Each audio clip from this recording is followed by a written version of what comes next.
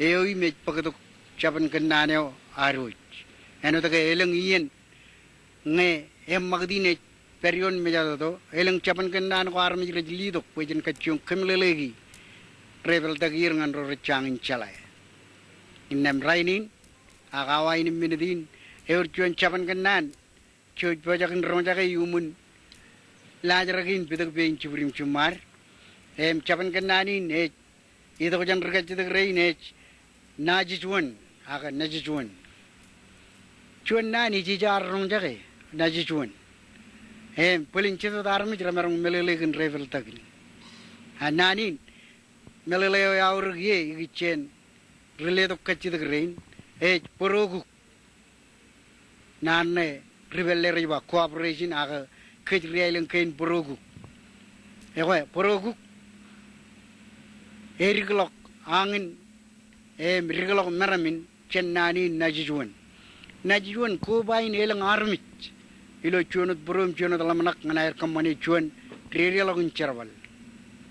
enang ne lawd nan ko jar kimlelegi kiya engin chaban kanane yumun chergan kananin pidak bein chibrim chumar armit rein ralle do kachidagi nair igichen chaban kananin eurar melele perar kanan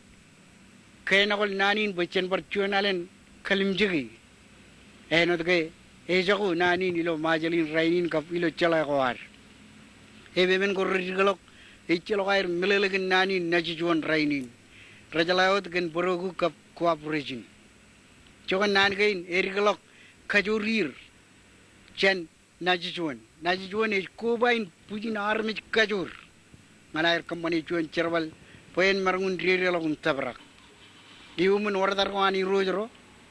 yumun wardar ko jan ailengyo bujin armit roroj ko penchual lamanak kuelok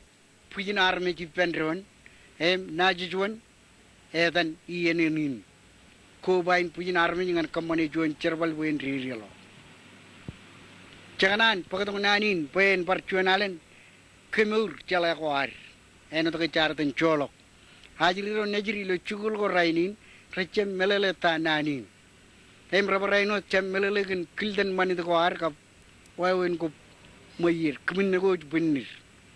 engin uninar perion mejado to ka magdin perion mejado to en kemlele chonodan marong men gein armit rejai guji poerin chala gaage